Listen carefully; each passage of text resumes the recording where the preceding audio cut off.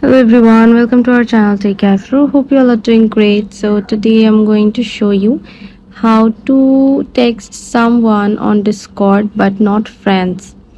I mean how to send a text message to a random person on your Discord.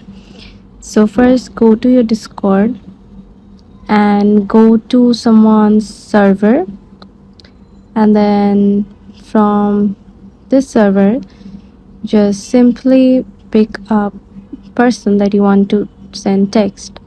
So I'm going to pick this person. Now tap message.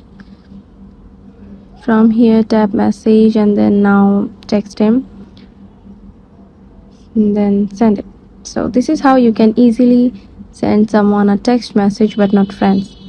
So yeah, thanks for watching. Hope this video helps you.